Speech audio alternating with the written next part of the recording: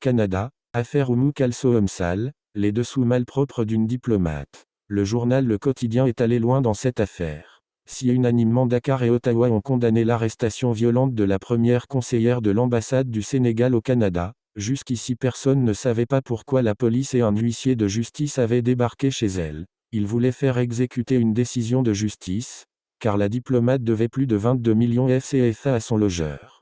Ce qui a dégénéré et abouti à l'incident diplomatique dénoncé par Dakar et appuyé par le Canada. Il y a l'arrestation musclée à Gatineau et les réactions outrées des ministres des Affaires étrangères sénégalais et canadiens. Mais, il reste aussi une question fondamentale. Que faisaient un huissier et la police chez Madame Oumou Kalsoum Sall, première conseillère à l'ambassade du Sénégal à Ottawa? Les policiers voulaient aider un huissier à faire exécuter une ordonnance d'un juge. Car le tribunal administratif du logement, TAL, a ordonné à la diplomate sénégalaise de payer plus de 22 650 000 CFA, 45 300 $, à son ex-logeur pour avoir abîmé sa maison. Selon Radio-Canada et Journal du Montréal, qui ont exploité la décision de justice rendue le 2 juin dernier, la visite de l'agent judiciaire a dégénéré et des policiers se sont rendus sur les lieux. Il s'en est suivi une intervention musclée, qui s'est transformée en incident diplomatique. Si la dame était absente lors de l'audience, on apprend dans le document Pourrent exploité que le bailleur avait sollicité le recouvrement du loyer non payé au moment du départ de Madame Sall, des dommages et intérêts pour dommages au logement, plus les intérêts et l'indemnité additionnelle prévue au Code civil du Québec et les frais, ajoute Radio-Canada. D'après toujours le média canadien,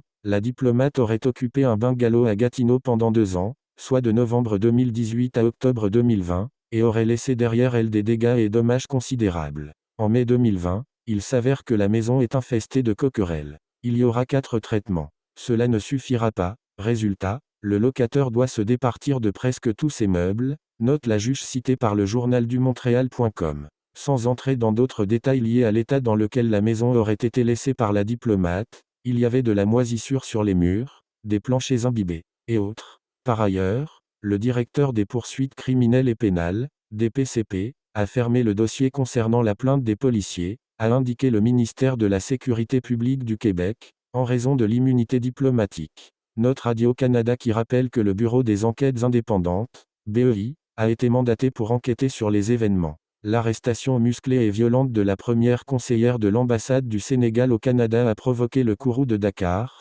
qui avait dénoncé un acte raciste et barbare. Si Dakar a demandé une enquête approfondie pour tirer cette affaire au clair, le ministère des Affaires étrangères canadien s'est montré embarrassé par la tournure des événements. Dans un communiqué, la chef de la diplomatie canadienne n'a pas mâché ses mots pour condamner cet acte. Le Canada continuera de coopérer pleinement avec le Sénégal pour remédier à cette situation regrettable. Nous sommes extrêmement concernés et attendons une enquête approfondie, rassure Mélanie Joly. Elle serait en contact avec son homologue sénégalaise pour vider ce dossier, qui constitue une violation de la Convention de Vienne.